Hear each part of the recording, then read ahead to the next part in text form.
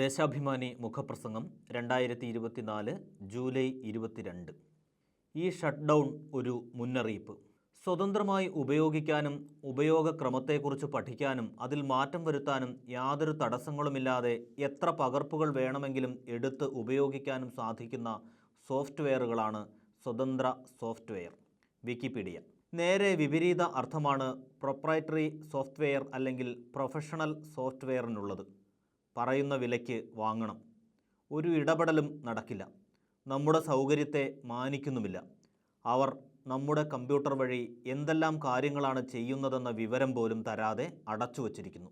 ലോകം വൈജ്ഞാനികതയുടെ പുറത്തേറി സഞ്ചരിക്കുമ്പോൾ അതിൻ്റെ കുത്തക അവകാശം കോർപ്പറേറ്റ് കമ്പനികൾ കൈവശം വയ്ക്കണോ, അതോ ഈ രംഗത്ത് അതിവിദഗ്ധർക്ക് അടക്കം ആർക്കും ഇടപെടാവുന്ന തരത്തിൽ മനസ്സിലാക്കാനും മാറ്റിമറിക്കാനും പറ്റുന്ന വിധത്തിൽ തുറസായി വയ്ക്കണോ എന്നതാണ് ചോദ്യം. ഈ ചോദ്യത്തിന് ഒരു പരിധിവരെ സുന്ദരമായ ഉത്തരം കൊണ്ടുവന്നിരിക്കുകയാണ് മൈക്രോസോഫ്റ്റ് ഓപ്പറേറ്റിംഗ് സിസ്റ്റത്തിന് വന്ന തകരാറിനെ തുടർന്ന് ലോകമാകെ പടർന്ന പ്രതിസന്ധി. അവർ ഉപയോഗിക്കുന്ന സുരക്ഷാ സംവിധാനമായ ക്രൗഡ് സ്ട്രൈക്കിലെ അപ്ഡേഷനെ തുടർന്ന് വെള്ളിയാഴ്ച രാവിലെ 1.25 മണിക്കൂറിനുള്ളിൽ സംഭവിച്ച ഷട്ട് ഡൗൺ ഒരു മുന്നറിയിപ്പാണ്. സെർവറുകൾ അടക്കം 80 ലക്ഷത്തിലധികം കമ്പ്യൂട്ടറുകളാണ് തകരാറിലായതെന്ന് മൈക്രോസോഫ്റ്റ് സ്ഥിരീകരിച്ചു. ബുക്കിംഗ്, റിസർവേഷൻ, ചെക്ക് ഇൻ തടസ്സപ്പെട്ട് ആയിരക്കണക്കിന് വിമാന സർവീസുകളാണ് റദ്ദാക്കിയത്. ഓസ്ട്രേലിയയിലും UK-യിലും ഡിജിറ്റൽ പണമിടപാട് നിലച്ചു. ആശുപത്രികളിൽ പരിശോധനയും പ്രവേശനവും നിലച്ചു. ലണ്ടൻ സ്റ്റോക്ക് എക്സ്ചേഞ്ചിനെയും ജപ്പാനിൽ മക്ഡൊണാൾഡ് അടക്കം കടകളെയും ബാധിച്ചു. പ്രസിഡന്റ് ബൈഡനെ കാര്യങ്ങൾ ധരിപ്പിച്ചു എന്ന് വൈറ്റ് ഹൗസ് പത്രക്കുറിപ്പിറക്കി. ഇന്ത്യയിലെ കമ്പ്യൂട്ടർ സുരക്ഷാ വിദഗ്ധ സംഘം വിശേഷിപ്പിച്ചു നിർണായകം. ജനറേറ്റീവ് AI അടക്കം സാങ്കേതികവിദ്യയിൽ അതിവേഗം സഞ്ചരിക്കുമ്പോൾ വിജ്ഞാന മേഖലയുടെ സൂക്ഷിപ്പും നിയന്ത്രണവും ലാഭക്കൊതിയന്മാരായ കോർപ്പറേറ്റുകളുടെ കയ്യിലിരിക്കുന്നതിൻ്റെ അത്യാപത്തിൻ്റെ ചെറിയ ഉദാഹരണമാണിപ്പോൾ കണ്ടത്. എന്നാൽ ചൈനയിൽ കളിപ്പാട്ടത്തിൻ്റെ സോഫ്റ്റ്വെയർ തകരാറിലായാൽ ആഘോഷിക്കുന്ന കോർപ്പറേറ്റ് മാധ്യമങ്ങളും വാർത്താ ഏജൻസികളും ഈ പ്രശ്നത്തെ എത്രമാത്രം തുറന്നു കാണിച്ചുവെന്നതും ചർച്ച ചെയ്യേണ്ടതാണ്. ഇവിടെയാണ് ഫിൻലൻഡുകാരനായ വിദ്യാർത്ഥി ലിനസ് ബെനഡിക്റ്റ് തുടങ്ങിവെക്കുകയും റിച്ചാർഡ് സ്റ്റാൾമാൻ ലോകത്തിനാകെ പുതിയ പ്രകാശമായി വളർത്തിയെടുക്കുകയും ചെയ്ത സ്വതന്ത്ര സോഫ്റ്റ്വെയർ പ്രസ്ഥാനത്തിൻ്റെ പ്രസക്തി.